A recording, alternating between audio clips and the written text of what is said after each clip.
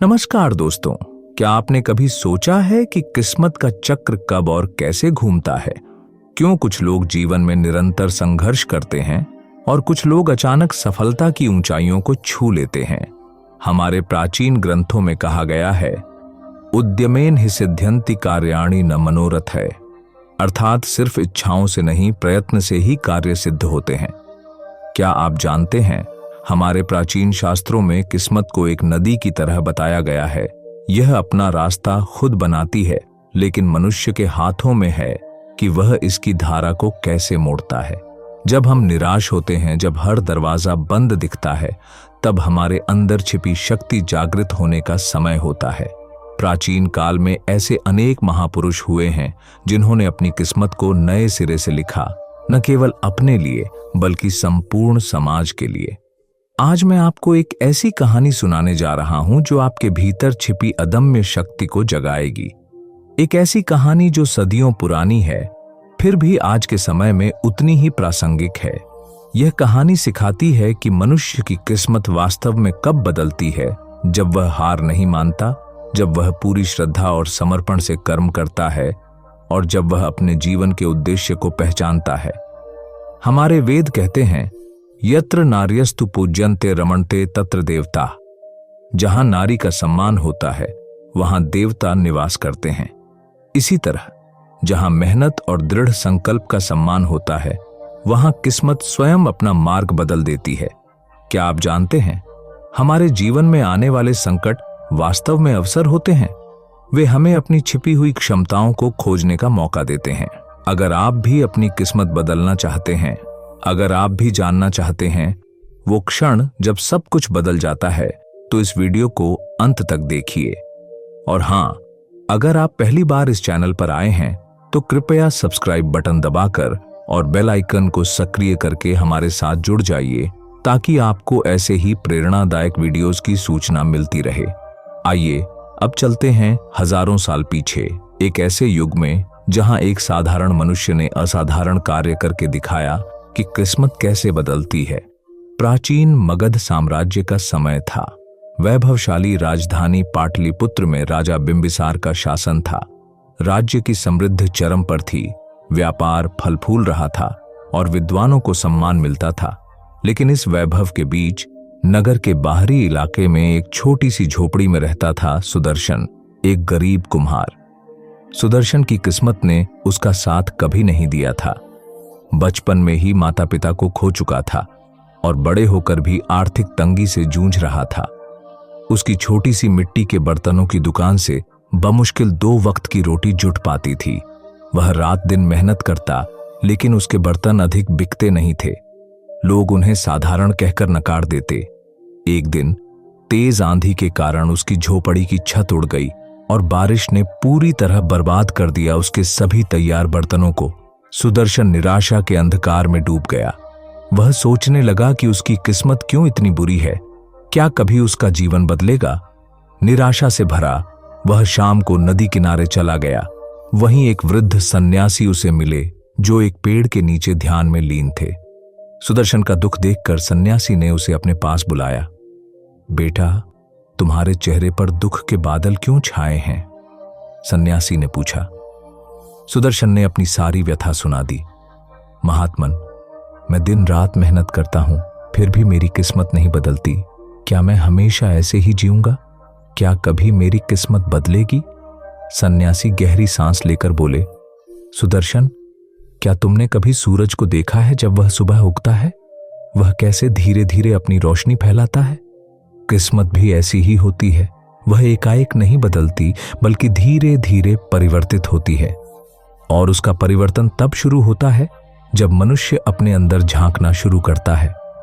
सन्यासी ने सुदर्शन को 3 महत्वपूर्ण बातें बताईं। पहली, अपने कार्य में श्रेष्ठता प्राप्त करो। साधारण से असाधारण बनो।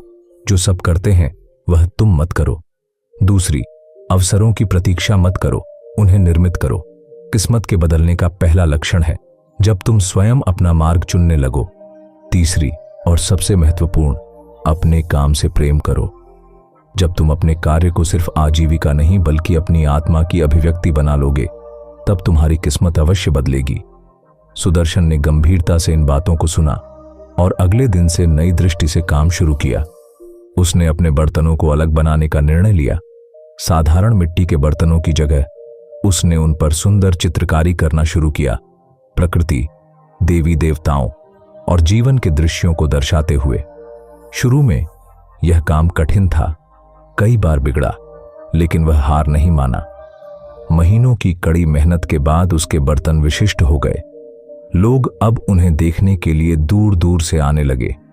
एक दिन राजा बिंबिसार के राजकुमार ने बाजार में सुदर्शन के बर्तन देखे और उनकी कलात्मकता से प्रभावित हुए। उन्होंने सुदर्शन को राज दरबार में आमंत्रित किया। राज दरबार में राजकुमार ने सुदर्शन से कहा, तुम्हारी कला अद्वितीय है।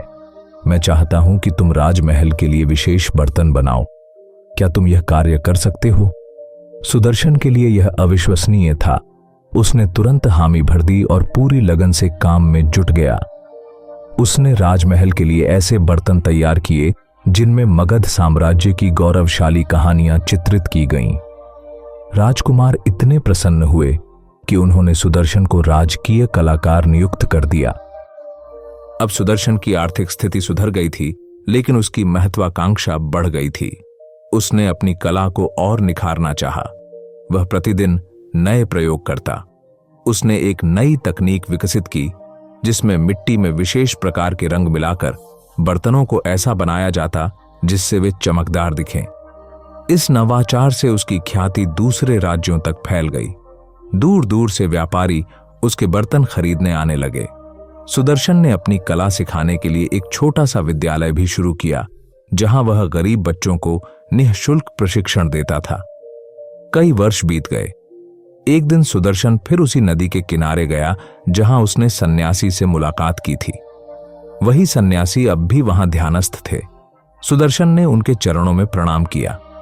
गुरुदेव, आपकी बातों ने मेरा जीवन बदल दिया। आपने मुझे सिखाया कि किस्मत कब बदलती है।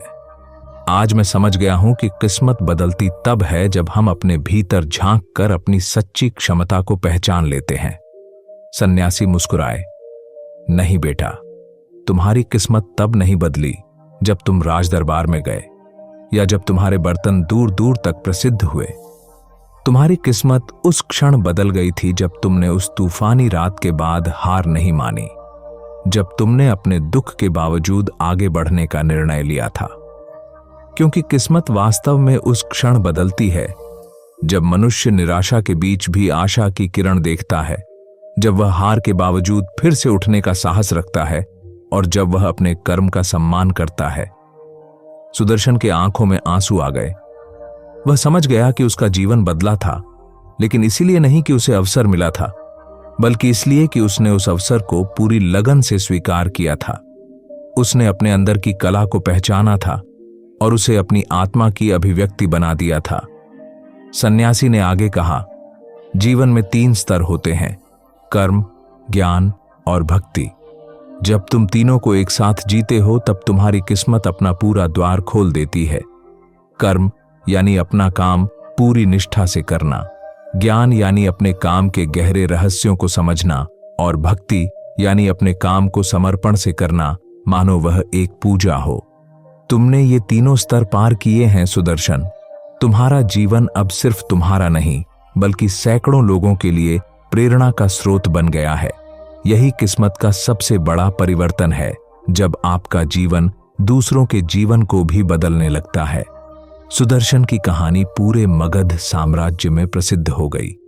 लोग अपने बच्चों को सिखाते कि जीवन में किस्मत कब बदलती है, जब आप अपनी असफलताओं से सीखते हैं, जब आप अपनी कला को निरंतर निखारते हैं और जब आप अपने काम के प्रति पूर्ण समर्पण रखते हैं।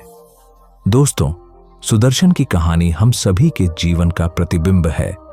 हम सभी के जीवन में ऐसे क्षण आते हैं जब हम निराशा के अंधकार में खो जाते हैं, जब हमें लगता है कि हमारी किस्मत साथ नहीं दे रही है। लेकिन क्या हम उस क्षण को पहचान पाते हैं जब हमारी किस्मत वास्तव में बदलना शुरू होती है? हमारे प्राचीन ग्रंथ कहते हैं, कर्मण्येवाधिकारस्ते मा फलेषु कदाचन, अर्थात कर्म करने का अधिकार है, फल की चिंता नहीं। यही तो सुदर्शन ने किया था। उसने फल की चिंता किए बिना पूरी निष्ठा से अपना कर्म किया। किस्मत हमेशा उन लोगों का साथ देती है जो 1. अपनी विशिष्टता पहचानते हैं, जैसे सुदर्शन ने अपनी कलात्मक प्रतिभा को पहचाना। 2. निरंतर सुधार करते हैं। सुदर्शन हमेशा अपनी कला को नए स्तर पर ले जाता रहा। 3. दूसरों के लिए जीते हैं, जब उसने अपना ज्ञान गरीब बच्चों के साथ बांटा। 4. असफलताओं से नहीं डरते। तूफान ने उसकी झोपड़ी तबाह कर दी, लेकिन उसके संकल्प को नहीं। 5. अपने काम से प्रेम करते हैं। उसके लिए मिट्टी के बर्तन बनाना केवल आजीविका नहीं, बल्कि उसकी आत्मा की अभिव्यक्ति बन गया था। क्या आपको लगता है कि आपकी किस्मत नहीं बदल रही है? शायद वह बदल रही है, लेकिन आप उस बदलाव को पहचान नहीं पा रहे हैं। शायद आप अभी उस मोड़ पर हैं जहां से आपका जीवन एक नई दिशा लेने वाला है। याद रखिए, प्राचीन ऋषियों ने कहा है, उत्तिष्ठित जागृत प्राप्य व्रान निबोधत। उठो, जागो और तब तक नहीं रुको जब तक लक्ष्य प्राप्त न हो जाए।